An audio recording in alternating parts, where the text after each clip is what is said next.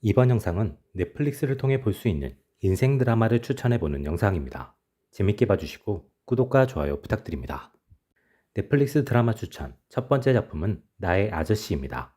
국내 기준 2018년 16부작으로 방송된 휴먼, 힐링 장르의 작품입니다.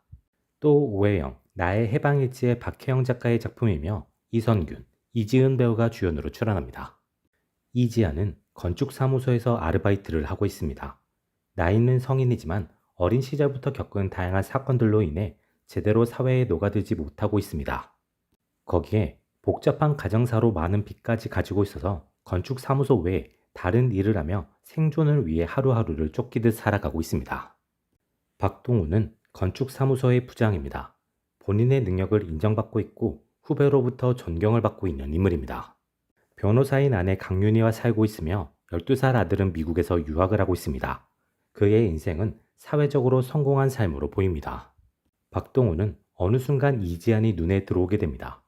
이지안이 가진 눈빛이, 태도가 마치 자신처럼 약한 부분을 감추기 위해 노력하고 있는 것처럼 보이기 시작합니다. 그래서 박동우는 조금씩 이지안에게 다가가게 됩니다. 이지안 역시 박동훈에게 다가가는데 그 이유는 전혀 다릅니다. 드라마 나의 아저씨는 삶의 굴곡과 어른이라는 요소를 인상적으로 전달하는 작품입니다. 넷플릭스 드라마 추천 두 번째 작품은 블랙미러 화이트베어입니다. 단편 모음집인 블랙미러 시즌2의 2화입니다. 단편이기 때문에 다른 에피소드를 보지 않고 이 작품만 봐도 됩니다. 여자는 낯선 집에서 눈을 뜹니다. 이곳이 어디인지도 모르겠고 자신이 누군지도 모르는 상황 속에서 여자는 주변을 살핍니다. TV는 이상한 기호만을 송출하고 있습니다. 그나마 가족 사진으로 보이는 사진이 있어서 자신이 남편과 딸이 있을 수 있음을 어림짐작합니다. 여자는 조심스럽게 밖으로 나갑니다. 다른 집에 있는 사람들은 창으로 여자를 바라보고 촬영하기만 할 뿐 어떤 행동도 하지 않습니다. 그때 샷건을 들고 마스크를 쓴 남자가 나타나고 여자를 향해 달려오기 시작합니다. 여자는 두려움을 느끼며 도주를 시작합니다. 여자는 거리에 나와 있는 사람들에게 도움을 요청하지만 그들은 여자의 말을 무시하고 핸드폰으로 그녀를 촬영하고만 있습니다. 총을 든 남자는 다른 사람들은 무시한 상태로 여자만을 계속해서 뒤쫓습니다. 여자는 도주하던 중 자신을 알아보는 단발머리를 한 여자와 그 여자의 동료를 만나게 되고 도움을 요청하게 됩니다. 드라마 화이트베어는 범죄, 책임 등을 인상적으로 다룬 작품입니다. 넷플릭스 드라마 추천 세 번째 작품은 정신병동에도 아침이 와요입니다. 국내 기준 2023년 12부작으로 공개된 휴먼, 의학, 힐링 장르의 작품입니다. 동명의 웹툰을 원작으로 하고 있으며 박보영, 연우진, 장동현, 이정은 배우가 주연으로 출연합니다. 정다은은 대학병원 3년차 간호사입니다. 내과 간호사로 자신이 노력하고 최선을 다하는 만큼 환자의 회복이 이루어질 것이라는 믿음과 기대를 바탕으로 본인이 할 수 있는 최선을 하고 있습니다. 그러던 중 수간호사의 추천을 받아 정신병동으로 옮기게 됩니다. 정다은은 정신병동이 낯설고 어려워 보이지만 수간호사가 아무런 이유 없이 추천해주지 않았을 것이고 분명 자신에게 도움이 될 것이라는 믿음을 가지고 공부와 함께 정신병동으로 출근을 시작하게 됩니다. 지금까지 겪어보지 못한 낯선 어려움으로 인해 정다은은 빠르게 지쳐가지만 든든하게 지원을 해주는 동료들의 힘과 이곳에서만 느낄 수 있는 경험과 위로를 통해 앞으로 나아가게 됩니다. 그런 정다은에게 두 가지의 시련이 찾아오게 됩니다. 첫 번째는 내과 수간호사의 진심을 알게 된 것, 그리고 자신과 유대감이 쌓인 환자에게 찾아온 변수입니다. 드라마 정신병동에도 아침이 와요는 정신병에 대한 이야기를 스토리에 잘 녹여 전달해 현대인에게 필요한 위로, 이야기를 전달하는 작품입니다. 넷플릭스 드라마 추천 네 번째 작품은 도깨비입니다. 2016년 16부작으로 방송을 시작한 판타지, 로맨스, 스릴러 장르의 작품입니다. 더글로리, 미스터 선샤인 등의 김우숙 작가의 작품이며 공유, 김고은, 이동욱, 유인나 배우가 주연으로 출연합니다. 도깨비는 늙지도 죽지도 않고 다양한 능력을 가진 상태로 900년 이상을 살아오고 있는 존재입니다. 현대에는 대기업의 실소유주로 믿을 수 있는 인간을 내세워 현대에 어울리는 권력과 재력도 갖추고 있습니다. 도깨비의 목표는 무로 돌아가는 것입니다. 본인의 능력으로도 타인의 능력으로도 죽을 수 없는 도깨비는 지금까지의 삶에서 겪은 이별들을 이제는 잊고 죽음이라는 무로 돌아가고 싶어 합니다. 그런 도깨비의 바람을 들어줄 수 있는 존재가 바로 도깨비 신부입니다. 지은탁은 미혼모인 어머니를 어린 시절에 잃고 이모집에서 눈칫밥을 먹으며 식모 역할을 하며 살아갑니다. 지은탁은 원래 엄마와 함께 죽을 운명이었지만 태어나게 되면서 귀신을 보는 눈을 가지게 되었고 기타 누락자라는 이름으로 저승사자에게 쫓기며 도깨비 신부의 운명을 가지게 됩니다. 두 사람은 운명처럼 만나게 되고 서로를 향한 끌림을 느끼게 됩니다. 특히 도깨비는 지은탁이 자신의 삶을 끝내줄 수 있는, 자신의 바람을 들어줄 수 있는 도깨비 신부라는 것을 알게 되면서 감정과 생각이 복잡해집니다. 드라마 도깨비는 판타지와 로맨스를 기본으로 다양한 장르의 재미를 잘 섞어낸 작품입니다. 이번 영상은 여기까지입니다. 재밌게 보셨길 바라며 구독과 좋아요 부탁드립니다. 이번 영상은 넷플릭스를 통해 볼 수 있는 정주행하기 좋은 드라마를 추천해보는 영상입니다. 재밌게 봐주시고 구독과 좋아요 부탁드립니다. 넷플릭스 정주행 드라마 추천 첫 번째 작품은 스토브리그입니다. 국내 기준 2019년 16부작으로 방송된 프로야구팀 프론트를 배경으로 하는 오피스 장르의 작품입니다. 남궁민, 박은빈, 오정세 배우가 주연으로 출연합니다. 백승수는 다양한 스포츠팀의 감독, 단장 등을 역임하며 팀을 우승으로 이끈 실력 있는 인물입니다. 하지만 우승시킨 팀은 반드시 해체의 수준으로 나아가는 불운함을 가지고 있는 인물이기도 합니다. 그런 백승수의 차기행 선지는 프로야구팀 재송드림즈입니다. 재송드림즈는 만년 꼴찌팀으로 모기업인 재송기업은 기업 인지도도 쌓을 만큼 쌓은 상황이기 때문에 욕만 먹는 프로야구팀을 없애기로 내부 결정을 마친 상태입니다. 다짜고짜 팀을 없애면 팬들의 반발이 생길 수 있고 그 반발은 기업 이미지 타격으로 연결될 수 있기 때문에 재송그룹은 나름의 성적을 내고 팀을 없애기로 결정합니다. 그걸 위해 좋은 성적을 만들어내는 데 탁월한 능력을 가진 백승수를 단장으로 데려온 것입니다. 백승수는 모기업의 생각과 상관없이 팬들을 위해, 선수들을 위해 최고의 성적을 내기 위해 노력하고 그런 백승수의 멈춤이 아닌 이어감으로 보이는 행보는 모기업과의 마찰을 불러일으키게 됩니다. 드라마 스토브리그는 좋은 리더를 잘 그려내며 이 작품만의 재미를 잘 전달하는 작품입니다. 넷플릭스 정주행 드라마 추천 두 번째 작품은 DP입니다. 국내 기준 2021년 시즌1이 2023년 시즌2가 공개된 작품으로 총 12부작으로 구성된 작품입니다. 웹툰을 원작으로 한 작품으로 군대를 배경으로 한 밀리터리, 범죄, 수사, 액션 장르의 작품입니다. 정혜인, 규교환, 김성균, 손석구 배우가 주연으로 출연합니다. 안준호는 자신이 처한 환경적 요인으로 입대 전날까지 아르바이트를 하다가 입대를 하게 됩니다.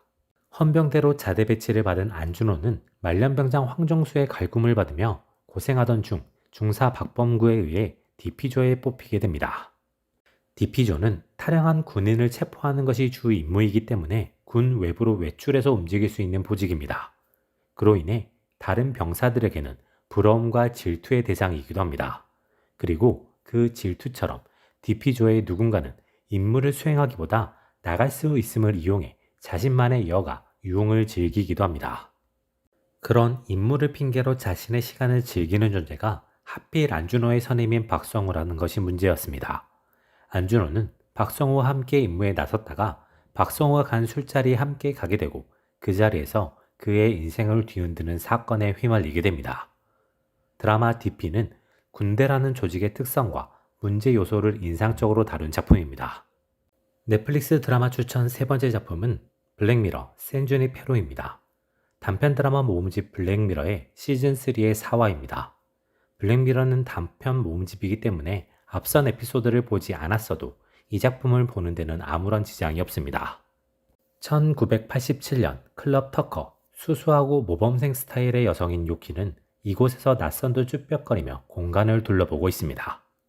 요키와 반대되는 화려하고 파티를 잘 즐길 것 같은 여성 켈리는 귀찮은 듯 남자를 떼어내기 위해 요키에게 다가와 말을 겁니다.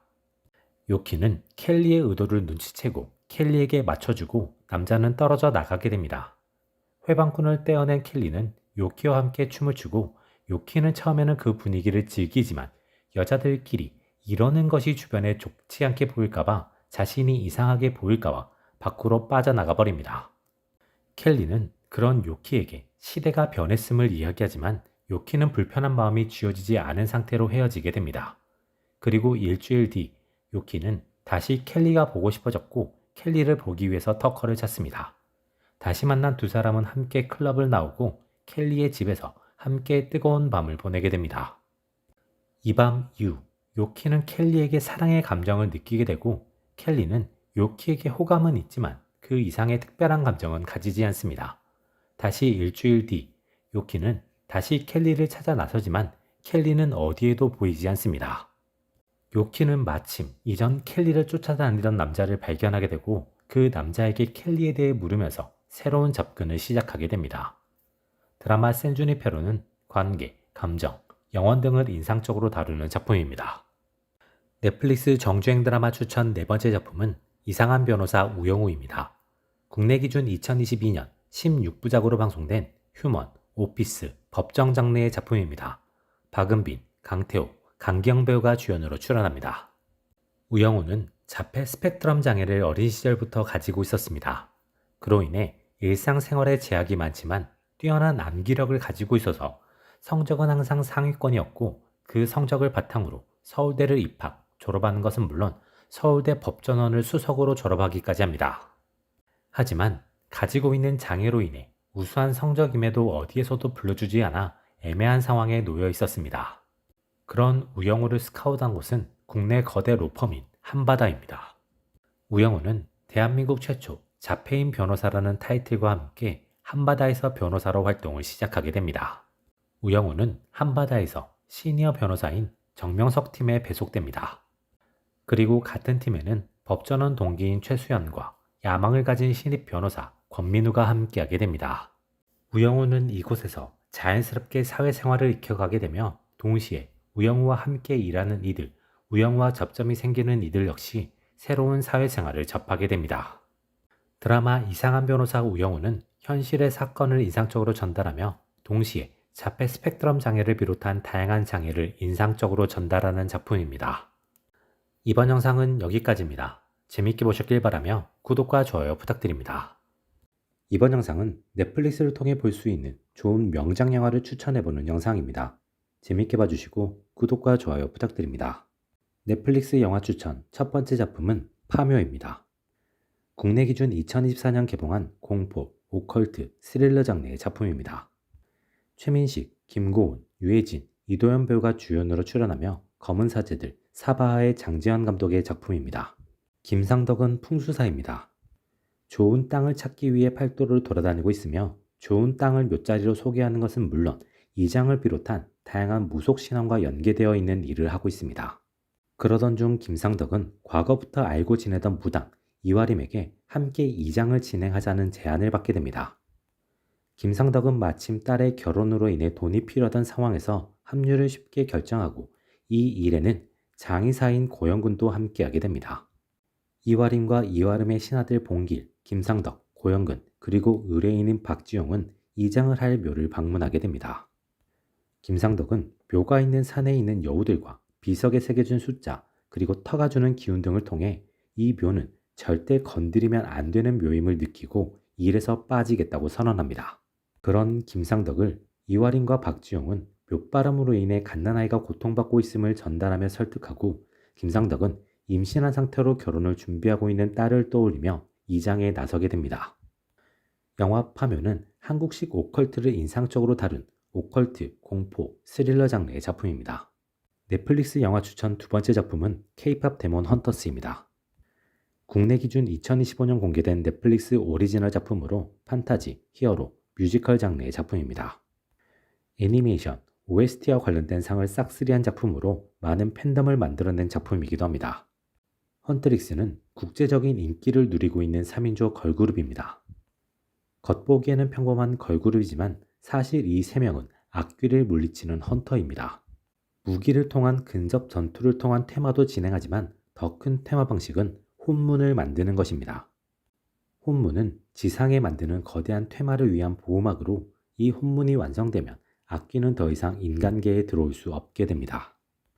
혼문이 강력해져 황금 혼문이 되면 인간계에 있는 악귀도 사라지게 되며 악귀는 이 황금 혼문을 절대로 뚫을 수 없게 됩니다. 헌트릭스의 목표는 자신들의 목소리와 노래에 호응하는 대중의 힘으로 혼문을 완성하고 혼문을 황금 혼문으로 만드는 것입니다. 그걸 위해 헌트릭스 리더 루미는 쉬지 않고 계속 활동을 이어나가고 있으며 멤버인 조이와 미라도 호응하며 계속 노력하고 있습니다. 루미가 이렇게 쉬지 않고 활동하는 이유는 황금 혼문이라는 거대한 목표를 완성하기 위해서이기도 하지만 자신의 출생의 비밀과 그 비밀로 인한 위기가 다가오고 있기 때문이기도 합니다. 영화 K-팝 데몬 헌터스는 매력적인 K-팝과 주인공의 성장이 인상적으로 다뤄지는 작품입니다. 넷플릭스 영화 추천 세 번째 작품은 빅쇼트입니다. 2008년 서브프라임 모기지 사태를 소재로 한 블랙 코미디 장르의 작품입니다. 크리스찬 베일, 스티브 가렛, 라이언 고슬링, 브래드 피트 배우가 주연으로 출연합니다. 마이클은 의대 출신의 전업 투자자입니다. 현재는 투자 회사의 대표이며 투자자들의 절대적인 신임을 바탕으로 투자받은 모든 돈을 자신이 원하는 방식으로 투자할 수 있는 계약을 맺은 상황입니다. 마이클은 새로운 투자 상품을 찾다가 모기지에 꽂히게 되고 모기지가 각종 파생 상품으로 엮여서 매우 부실한 상태임을 알아차리게 됩니다. 마이클은 얼마 지나지 않아 모기지가 망할 것이라고 판단하고 모기지가 망할 때 자신은 돈을 벌고 모기지가 흥할 때 은행이 돈을 버는 상품을 개발해 은행에 판매합니다.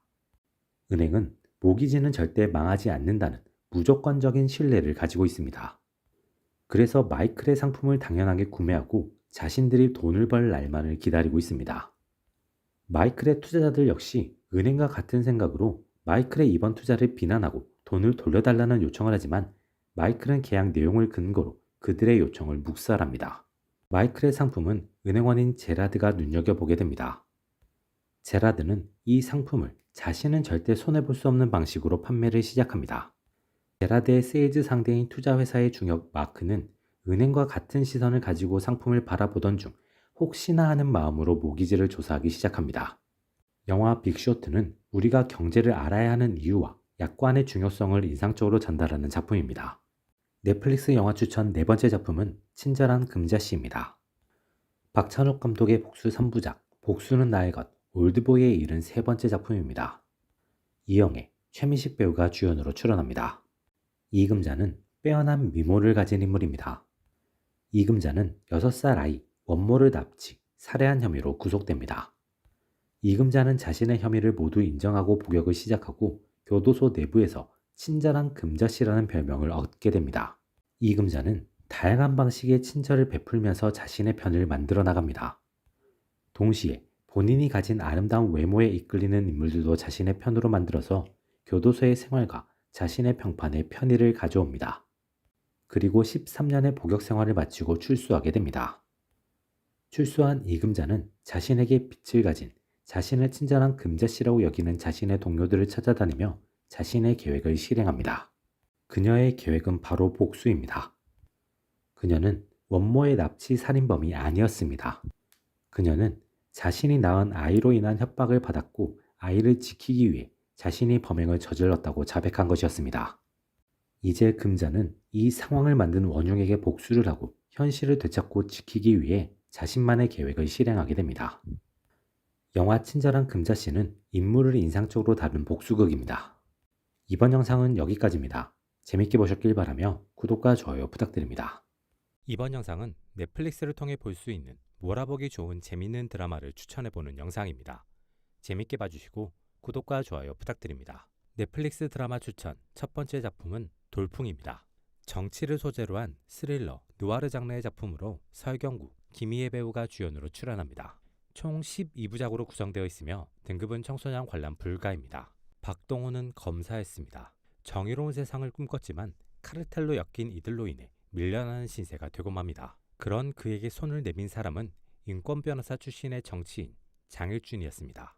박동호는 장일준과 함께 정의로운 세상을 꿈꾸며 그를 대통령으로 만들기 위해 노력합니다. 이 행보에는 장일준의 정치적 후계자인 정수진이 함께하게 됩니다. 이들의 노력은 성공하고 장일준은 대통령이 됩니다.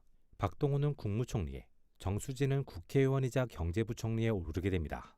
박동호는 자신이 바라던 대로 장일준과 함께 정의로운 세상을 만들어 나갈 수 있을 것이라는 기대를 품고 자신이 바라던 방향대로 나아가게 됩니다. 그 과정에서 박동호는 자신이 믿었던 장일준과 정수진 역시 비리를 저질렀다는 사실을 알게 됩니다. 박동호는 장일준에게 모든 혐의를 인정하고 스스로 물러나라는 제안을 합니다. 장일준은 자신이 노벨 평화상도 받고 지지율도 높은 상황에서 이대로 가면 자신의 당이 계속 권력을 잡는 것이 가능한 상황에서 물러나고 싶은 생각이 전혀 없습니다. 그래서 장일준은 차기 대선 후보로 박동호를 추천하며 적당히 묻고 넘어가자는 제안을 합니다. 박동호는 장일준의 제안을 거부하고 하야하지 않으면 자신이 직접 이 사건을 터뜨려서 세상을 바로잡겠다고 선언합니다. 그 선언에 장일준과 정수진 그리고 비리를 저지른 사람들은 역으로 박동호에게 누명을 씌워 박동호를 정계에서 없애버리고자 합니다. 드라마 돌풍은 연이어서 터지는 사건과 상황을 통해 뛰어난 긴장감과 몰입감, 재미를 주는 작품입니다. 넷플릭스 드라마 추천 두 번째 작품은 사냥개들입니다. 동명의 웹툰을 원작으로 하는 범죄, 액션, 스릴러 장르의 작품입니다. 2026년 시즌2의 공개가 예정되어 있는 작품이기도 합니다. 김건우는 작은 카페를 운영하는 호러머니 윤소영과 함께 살고 있습니다. 김건우는 자신이 복싱으로 성공해서 어머니를 편하게 해드리고 싶다는 소망을 가지고 있고 이번에 신인왕전에 출전하게 됩니다. 김건우는 뛰어난 실력으로 대회 결승까지 오르게 됩니다. 결승 상대로 만난 홍우진과의 접전 끝에 김건우는 우승을 차지하게 됩니다. 경기가 끝난 뒤 홍우진은 특유의 부침성으로 김건우와 가까워지고 두 사람은 같은 목표를 가진 동료이자 절친이 됩니다. 그때 윤소연이 스마일 캐피털이라는 곳에서 사기를 당하게 됩니다. 스마일 캐피털은 교묘한 약관을 이용해서 사기를 치며 건달들을 이용해서 무력으로 압박을 해서 약관대로 돈을 뜯어내는 곳입니다. 김건우는 무력으로 부딪혀 보기도 하지만 당해내지 못하고 돈을 갚는 것만이 유일한 방법이 됩니다. 홍우진은 김건우의 상황을 돕기 위해 적극적으로 나서게 되고 두 사람은 사첩계의 전설로 불리는 최태호를 만나게 됩니다. 드라마 사냥개들은 복싱을 기반으로 한 액션 요소를 잘 살린 범죄 액션 작품입니다. 넷플릭스 드라마 추천 세 번째 작품은 블랙미러 사냥개입니다. 넷플릭스 단편 드라마 모음집인 블랙미러 시즌4의 5화로 스릴러 장르의 작품입니다. 길이는 41분이며 등급은 19세 이상 관람가입니다. 영상 전체가 흑백으로 구성되어 있는 작품입니다. 벨라는 두 명의 동료와 함께 물류창고에 도착합니다. 세 사람은 아픈 아이를 위한 물품을 손에 넣기 위해 조심스럽게 창고 안으로 들어갑니다. 그리고 목적을 달성하는 순간 로봇개가 나타나 잔혹한 공격을 퍼붓고 벨라를 제외한 두 사람은 목숨을 잃습니다. 벨라는 개를 피해 도주를 시작하지만 개는 지치지 않는 체력과 거침없는 움직임으로 벨라를 쫓습니다. 벨라는 겨우 나무에 올라가서 일단 숨을 돌리는데 개는 벨라가 결국 내려올 수밖에 없음을 알고 나무 아래에서 대기합니다. 벨라는 자신이 나무 아래로 움직이는 움직임이 나타나면 개가 절전 모드를 풀면서 반응한다는 것을 알아내고 나뭇가지를 계속 바닥으로 던져서 개를 계속 움직이게 만들면서 방전시키는 데 성공합니다. 이후 벨라는 됐다는 생각과 함께 날이 밝기 무섭게 도주합니다. 개는 해가 떠오르자 태양열을 이용해 빠르게 충전하고 다시 벨라를 뒤쫓습니다. 드라마 사냥개는 슬픔, 절망 등의 감정을 인상적으로 전달하는 작품입니다. 넷플릭스 드라마 추천 네 번째 작품은 퀸스 갬빗입니다. 20세기 중반을 배경으로 체스를 메인 소재로 하는 성장, 드라마 장르의 작품입니다. 총 7부작으로 구성되어 있으며 등급은 청소년 관람 불가입니다. 엘리자베스 하먼, 일명 베스는 어린 시절 보육원에 맡겨집니다. 베스는 보육원에서 아이들을 통제하기 위해 나눠준 안정제에 중독되며 동시에 자신이 체스에 재능이 있음을 알게 됩니다. 베스는 보육원장의 노력 끝에 나이를 속여가며 중산층 가정에 입양됩니다. 하지만 베스를 입양한 부모는 입양에 대한 차이, 성격 차이 등으로 이혼하게 되며 베스는 새엄마인 엘마와 함께 살게 됩니다. 엘마는 비교적 의존적인 성향이며 자신의 감정 공백을 술로 채우는 인물입니다. 엘마가 베스를 입양한 이유도 자신의 감정을 채우기 위한 것으로 이혼이 겹치면서 베스를 어떻게 대해야 할지, 어떻게 키워야 할지 감을 잡지 못하면서 어색한 관계가 시작됩니다. 그러던 중 베스가 지역 체스 대회에 나가서 상금을 타오자 감정과 생각이 바뀌기 시작하면서 베스를 본격적으로 케어하기 시작합니다. 베스 역시 자신에게 가족이 되어준 엘마를 챙기면서 자신이 더 큰 대회에 나가 더 많은 상금을 벌어들이고 싶은 욕망을 가지게 됩니다. 드라마 퀸스 갬빗은 성장을 인상적으로 다루는 작품입니다. 이번 영상은 여기까지입니다. 재밌게 보셨길 바라며 구독과 좋아요 부탁드립니다. 넷플릭스 정주행 드라마 추천 첫 번째 작품은 모범택시입니다. 범죄의 가해자들에게 피해자 대신 복수를 하는 복수, 스릴러, 범죄 장르의 작품입니다. 2021년 시즌1을 시작으로 2025년 시즌3가 방송된 작품입니다. 이재훈, 김희성, 표혜진, 장혁진, 배유란 배우가 주연으로 출연합니다. 장성철은 택시회사 무지개 운수의 대표이자 범죄 피해자들을 위한 파랑새 재단의 대표입니다. 장성철은 과거 연쇄 살인범에게 부모를 잃은 경험이 있습니다. 그로 인해 누구보다 피해자와 피해자 유가족의 마음을 잘 아는 인물입니다. 장성철은 가해자들이 제대로 된 처벌을 받지 않거나 가해자들이 가진 힘으로 역으로 피해자들을 억압하거나 피해자들을 계속 괴롭히는 현실을 마주하며 분노하게 됩니다. 그래서 장성철은 자신과 같은 경험을 가지고 있고 같은 마음을 가진 이들을 모아 모범택시 사업을 시작하게 됩니다. 모범택시 사업은 죽지 말고 복수하세요라는 문구로 대표되는 피해자 대신 무지개 운수가 진실을 밝히거나 피해자들의 괴롭힘을 멈춰주거나 복수를 해주는 사업입니다. 이 사업에는 전직 특수부대 출신으로 뛰어난 전투 능력과 판단력을 갖춘 김도기와 뛰어난 해킹 실력을 가지고 있는 안고은이 함께하게 됩니다. 그리고 필요한 장비, 기술력을 제공하는 자동차 엔지니어 최경구, 우중호학 엔지니어 박진원이 함께하게 됩니다. 특징적인 점은 이 4명 역시 범죄 피해자 유가족이라는 것입니다. 드라마 모범택시는 범죄자, 범죄의 추악함을 인상적으로 다루는 복수, 스릴러 장르의 작품입니다. 넷플릭스 정주행 드라마 추천 두 번째 작품은 악연입니다. 동명의 웹툰을 원작으로 한 범죄, 스릴러, 블랙 코미디 장르의 작품입니다. 박혜수, 신민아, 이희준, 김성균, 이광수, 공승현 배우가 주연으로 출연합니다. 이주연은 신경외과 의사입니다. 넓은 지식과 빠르고 정확한 판단력을 갖춘 인물입니다. 동시에 환자를 살리는 것에 누구보다 진심입니다. 이주연은 폭발 사고에서 살아 돌아온 환자를 빠르게 처치하며 살리는 데 성공합니다. 이후 회복된 환자는 의료진에게 감사를 표현하고 자신의 이름을 박재영이라고 밝힙니다. 그 이름을 들은 이주연은 그대로 굳어버리고 맙니다. 그 이름은 이주연에게는 과거의 아픔이자 큰 트라우마로 현재까지도 악몽을 꾸게 하는 존재입니다. 이주연은 자신의 눈앞에 있는 박재영이 그 박재영인지 확인하고 싶어 합니다. 박재영은 학창시절부터 지금까지 망나니로 살고 있습니다. 현재는 물류일을 하고 있으며 성공해서 돈 자랑을 하고 있는 유튜버의 방송을 보며 그 유튜버가 추천하는 코인에 모든 재산을 넣고 자신도 그렇게 대박을 칠 것이라는 믿음을 가지고 있습니다. 문제는 박재영이 투자한 그 코인이 오를 생각이 없다는 것이며 투자금에 본인의 돈은 물론 지인에게 빌린 돈, 거기에 사채에서 끌어다 쓴 돈까지 들어가 있다는 것입니다. 박재영은 사채업자의 독촉을 무시하다가 장기 적출 공장에 끌려가게 되고 사정사정해서 한 달이라는 추가 시간을 얻어냅니다. 박재영은 돈을 마련하기 위해 움직이면서도 코인은 팔지 않습니다. 코인은 자신에게 성공을 가져다 줄 확실한 재산이라는 믿음이 있기 때문입니다. 그렇게 박재영은 돈을 빌리지도 못하고 마련하지도 못하는데 그때 자신의 아버지에게 거액의 생명보험이 있음을 알게 됩니다. 드라마 악연은 악인들의 인상적인 묘사와 그들의 행보가 잘 다뤄지는 작품입니다. 넷플릭스 드라마 추천 세 번째 작품은 나의 아저씨입니다. 삶, 어른, 성장 등을 인상적으로 다루는 휴먼, 힐링 장르의 드라마입니다. 또 오해영, 나의 해방일지의 박혜영 작가의 작품입니다. 이지아는 청각장애를 가진 할머니 이봉혜와 단둘이서 살고 있습니다. 할머니를 케어하기 위해 이지아는 낮에는 건축사무소에서 사무보조 아르바이트를, 밤에는 식당에서 설거지 아르바이트를 하고 있습니다. 식사는 식당에서 남은 음식을 몰래 싸와서 먹거나 사무실에 있는 믹스커피를 챙겨 밥 대신 먹으며 살아가고 있습니다.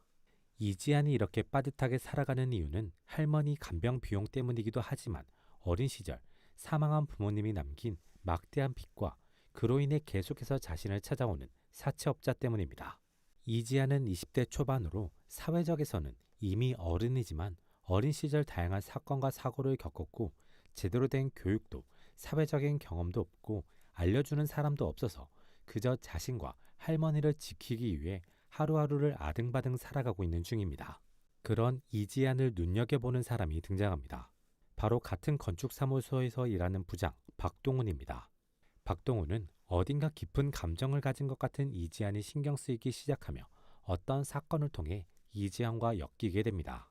드라마 나의 아저씨는 삶, 인생, 그리고 사회적 어른이 무엇인지를 잘 보여주는 작품입니다. 넷플릭스 드라마 추천 네 번째 작품은 정신병동에도 아침이 와요입니다. 정신병동을 배경으로 다양한 병과 에피소드를 다룬 의학, 휴먼 장르의 드라마입니다. 박보영, 연우진, 장동윤, 이정은 배우가 주연으로 출연합니다. 정다은은 3년차 대학병원 내과 간호사입니다. 환자의 편의, 회복을 위해 노력하는 인물로 자신이 조금 더 노력하고 고생하면 환자들에게 좋은 결과가 있을 것이라고 믿는 간호사입니다. 정다은은 내과 수간호사의 추천으로 정신병동으로 옮기게 됩니다. 생각해 본 적도 없고 해본 적도 없지만 수간호사가 추천해 주는 것이라 자신의 적성에 더 맞고 자신의 미래에도 더 도움이 될 것이라고 생각하고 곧바로 정신병동으로 옮기게 됩니다. 정다은은 나름 준비를 하고 실전에 임하지만 지금까지 본 적도 경험해 본 적도 없는 새로운 어려움과 곤란함에 당황하게 됩니다. 하지만 이곳에 있는 또 다른 동료들이 주는 힘을 바탕으로 적응해 나가게 됩니다. 그렇게 정다은이 정신병동에서 나름 적응을 해나가는 그때 두 가지의 사건이 그녀를 덮치게 됩니다. 첫 번째 사건은 내과 수간호사가 정다은을 정신병동에 보낸 이유가 적성에 맞아서가 아니라 짐이 되기 때문이라는 사실을 알게 된 것입니다. 드라마 정신병동에도 아침이 와요는 현대인에게 필요한 정신병, 정신병동에 대한 이야기를 사실적으로 전달하는 작품입니다. 이번 영상은 여기까지입니다. 재밌게 보셨길 바라며 구독과 좋아요 부탁드립니다. 넷플릭스 영화 추천 첫 번째 작품은 노인을 위한 나라는 없다입니다. 국내 기준 2008년 개봉한 범죄, 스릴러 장르의 작품으로 등급은 19세 이상 관람가입니다. 1980년대를 배경으로 하고 있으며 범죄 조직의 돈가방으로 인해 벌어지는 사건을 다룬 작품입니다. 루엘리는 베트남전에 참전했던 저격수입니다. 현재는 전역해서 아내와 함께 트레일러에 살고 있으며 인근을 사냥하는 것을 업으로 삼고 있습니다. 루엘리는 사냥에 나섰다가 갱단의 전투 흔적을 발견합니다. 현장에서 마약을 발견한 루엘리는 현장과 엮이고 싶지 않다는 생각을 합니다. 그래서 유일한 생존자가 물을 달라는 말을 무시하고 현장을 둘러보던 중 거액의 현금이 든 돈가방을 발견하고 그 가방을 챙겨 현장을 떠나게 됩니다. 집으로 돌아온 루엘리는 물을 달라고 부탁했던 남자가 머릿속에서 지워지지 않습니다. 루엘리는 이미 늦었겠지만 혹시나 하는 생각에 물을 가지고 다시 현장으로 향하게 됩니다. 그 현장에서 루엘리는 상황을 조사하기 위해 온 갱단과 마주하게 되고 범인으로 오해받게 됩니다.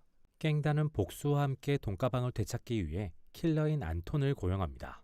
안톤은 의뢰를 받고 자신을 호송하던 경찰을 살해한 뒤 루엘린을 추적하기 시작합니다. 루엘린은 생존을 위해 돈을 지키기 위해 도주를 시작하게 됩니다. 영화 노인을 위한 나라는 없다는 개성 있는 악당 안톤을 통해 장르적 재미와 다양한 메시지를 전달하는 작품입니다. 넷플릭스 영화 추천 두 번째 작품은 살인의 추억입니다. 국내 기준 2003년 개봉한 실화를 소재로 한 범죄, 수사 장르의 작품입니다. 괴물, 기생충 등의 봉준호 감독의 작품이며 송강호, 김상경 배우가 주연으로 출연합니다. 1980년대를 배경으로 하고 있으며 당시 범인이 검거되지 않아서 흔하게 화성 연쇄 살인사건이라고 불렸던 이춘재 연쇄 살인사건을 모티프로 하고 있는 작품입니다. 1986년 가을, 농수로에서 살해당한 여성의 시신이 발견됩니다. 현장 보존은 거의 되지 않았고 수사 방식도 고전적인 인간관계 중심의 수사만이 진행되면서 범인을 검거하지 못합니다.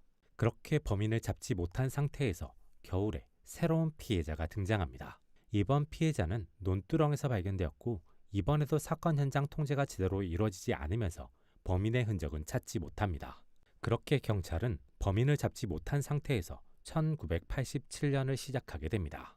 담당 형사인 박두만은 연인인 곽서령을 통해 백광호가 두 번째 피해자를 쫓아다녔고 사건 당일에도 만났다는 이야기를 듣게 됩니다.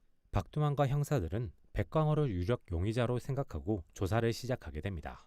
영화 살인의 추억은 사건 당시의 시대적 배경을 인상적으로 그려내며 감정과 한계 등을 인상적으로 전달하는 작품입니다. 넷플릭스 영화 추천 세 번째 작품은 콘크리트 유토피아입니다. 국내 기준 2023년 개봉한 재난, 드라마, 블랙 코미디 장르의 작품입니다. 서울에 갑작스러운 대지진이 발생합니다. 이 지진으로 대부분의 건물이 무너지고 붕괴했으며 도시는 기능을 멈추게 됩니다. 그리고 영하 20도가 넘는 거센 한파가 발생하며 생존자들을 위협합니다. 이런 상황에서 지어진 지 오래된 황궁아파트 103동만이 무너지지 않고 서 있습니다. 황궁아파트 103동의 원주민들은 자신이 살던 집에서 찬바람을 피하고 있으며 외부에서 온 사람들은 공동 현관과 복도에서 최소한의 바람만 막으며 버티고 있습니다. 이런 상황에서 하나의 사건이 발생하게 됩니다. 외부인이 원주민을 살해해 집을 빼앗으려는 시도를 하다가 제지당한 것입니다. 이 사건을 막은 902호 원주민 김영탁은 원주민들의 영웅이 됩니다.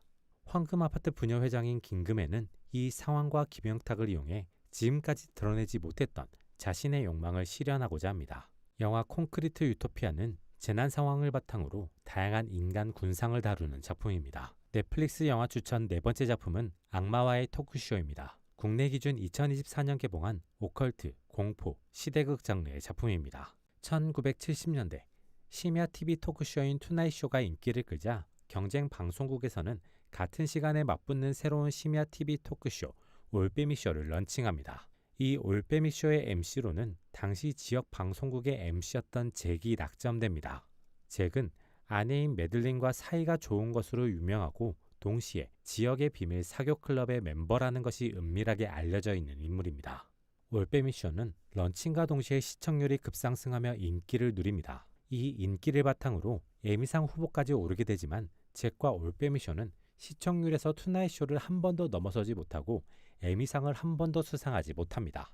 그렇게 만년 2등 자리에 있던 잭과 올빼미쇼는 시간의 흐름에 따라 자연스럽게 인기가 줄어들게 됩니다. 잭의 아내인 매들린은 담배도 피지 않는데 폐암에 걸리며 시한부가 된 상황에서도 잭과 올빼미쇼를 응원하고 그 응원을 바탕으로 시청률이 오르긴 하지만 여전히 투나잇쇼에 밀리고 있습니다.